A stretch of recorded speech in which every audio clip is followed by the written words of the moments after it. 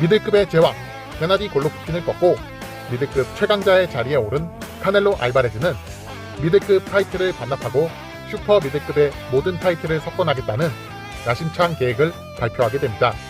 슈퍼 미들급은 칼럼 스미스, 빌리 조 사운더스, 케일러 플랜트가 챔피언 타이틀을 지키고 있었고, 카넬로는 2020년 12월 칼럼 스미스를 판정승으로, 2021년 5월 빌리 조 사운더스를 기권승으로, 그리고 2021년 11월 케일러 플랜트를 TKO 승으로 꺾으며 슈퍼 미들급의 모든 타이틀을 석권하겠다는 약속을 1년 만에 지켜내며 논쟁의 여지가 없는 현역 최고의 복서로 인정받게 됩니다. 슈퍼 미들급을 천하통일한 카넬로 알바레즈의 다음 행선지는 라이트 헤비급이었습니다. 카넬로의 행보는 2차 대전 당시 독일의 전차부대처럼 거침없이 강력했고, 라이트 헤비급 점령을 위해 WBA 라이트 헤비급 챔피언 러시아의 드미트리 비볼에게 도전장을 던지게 되었습니다.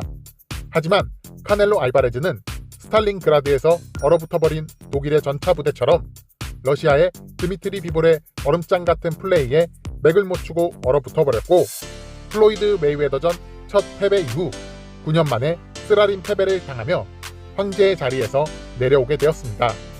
카넬로 알바레즈의 패배는 드미트리 비볼의 철벽 같은 기본기와 카운터 타이밍을 내주지 않았던 냉철한 마인드 컨트롤이 경기의 결과를 만들어낸 것으로 보이지만, 카넬로 알바레즈의 어처구니 없는 전술이 패배에 나비 효과를 불러일으켰다고 생각하고 있습니다. 시간을 거슬러 2020년 12월 칼럼 스미스전으로 올라가 보겠습니다. 카넬로 알바레즈는 당시 슈퍼 미들급 리니얼 챔피언이었던 칼럼 스미스에게 도전하게 됩니다. 카넬로의 입장에서 칼럼 스미스는 너무 크고 부담스러웠던 상대였습니다. 칼럼 스미스는 키 191cm, 리치 198cm의 거대한 사이즈를 가진 챔피언이었고, 키 173cm, 리치 179cm의 쇼다리 카넬로에게 칼럼 스미스의 사이즈는 부담스러울 수밖에 없었습니다. 하지만 경기의 뚜껑을 열자 분위기가 달라졌습니다. 카넬로는 칼럼 스미스의 공격을 단단한 가드와 패링, 스토핑 등의 블로킹 스킬, 그리고 화려한 헤드 무빙으로 막아내고 흘려내며 전진했고, 칼럼 스미스의 품으로 파고들어 바디와 헤드를 오가는 묵직한 콤비네이션으로 거구의 챔피언을 샌드백 신세로 만들어버렸습니다. 경기 내용은 압도적인 카넬로의 우세였고, 칼럼 스미스는 12라운드 내내 카넬로에게 폭행을 당하며 비참한 최후를 맞이하게 되었습니다. 그리고 카넬로와의 경기 이후 칼럼 스미스가 이두박근이 파열되었다는 부상 소식이 전해졌습니다. 칼럼 스미스가 밝힌 경기 후 인터뷰 내용은 충격적이었습니다. 카넬로는 1라운드부터 강력한 라이트 훅으로 칼럼 스미스의 왼쪽 팔을 때렸고, 4라운드부터는 왼팔을 들 수 없을 정도로 큰 데미지를 입었다고 밝혔습니다. 레프트 훅이 주목이었던 칼럼 스미스에게 이 왼팔 부상은 패배의 가장 큰 원흉이 되었고, 카넬로의 팔부수기 전략은 성공적인 결과를 만들어내며 완벽하게 승리를 견인할 수 있게 되었습니다. 그리고 2022년 운명의 드미트리 비볼전, 드미트리 비볼의 가장 큰 무기는 바로 왼손 잽. 카넬로는 드미트리 비볼전 맞춤형 전략으로 칼럼 스미스전에서 제대로 써먹었던 팔부수기 전략을 들고 나오게 됩니다. 그리고 경기 시작부터 대놓고 비볼의 왼팔을 공략하기 시작합니다. 1라운드 카넬로는 13번의 라이트 공격을 시도했고, 그중 10번을 비볼의 왼팔을 향해 라이트 훅을 던졌습니다.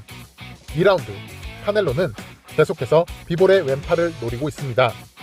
12번의 라이트 공격 시도 중 8번의 라이트 훅이 비볼의 왼팔을 향해 날아갑니다.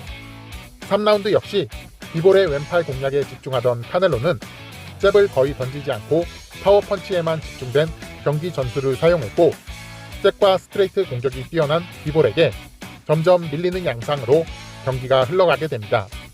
4라운드 카넬로는 여전히 비볼의 왼팔을 망가뜨려야겠다는 집착을 이어나갑니다. 카넬로는 비볼의 머리와 왼팔을 오가며 묵직한 라이트 훅을 던졌지만 비볼은 꿈쩍도 하지 않았고, 묵묵히 얼음장 같은 냉철한 공격을 이어나가며 경기를 리드해 나갑니다. 무언가 잘못되어감을 느낀 카넬로는 로프에 기대 카운터를 노리는 플랜 B 전술을 사용했지만, 심리전에도 강했던 비볼은 카넬로의 의도대로 당해주지 않았고 카넬로의 카운터 사정거리 밖에서 짤짜리를 던져주며 안전주의 복싱을 시전하였습니다. 5라운드 냉철하게 자기 거리를 유지하며 치고 빠지는 비볼의 인앤아웃 복싱에 카넬로는 속수무책으로 당하게 됩니다. 카넬로는 파워펀치와 디펜스 그리고 카운터 의존도가 높은 선수이긴 하나 잽을 잘 활용하는 선수였고 골로프킨과의 2차전 대결에서는 초반 잽 싸움에 올인한 전략이 유효하게 먹혀들며 승리를 견인하기도 하였습니다. 하지만 비볼전 카넬로는 라운드당 잽 적중률 평균 1회라는 심각한 잽 가뭄 속에서 왼팔을 부숴버리겠다는 쓰레기 같은 전략까지 더해 경기는 점점 미궁 속으로 빠져들게 됩니다. 카넬로는 경기 중후반부터 팔부수기라는 실패한 전술을 벌이고 비볼의 머리를 향해 묵직한 라이트 펀치를 던지기 시작합니다. 하지만 카넬로는 비볼과 상성이 좋지 않습니다.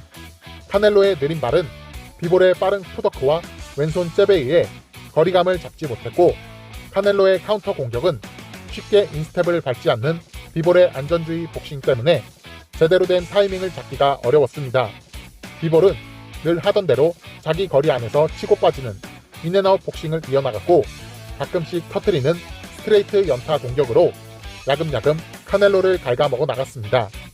그렇게 카넬로는 비볼에게 전방위로 탈탈 털리며 소련의 냉혹한 추위에 얼어붙은 독일의 전차부대처럼 참담한 최후를 맞이하게 되었습니다.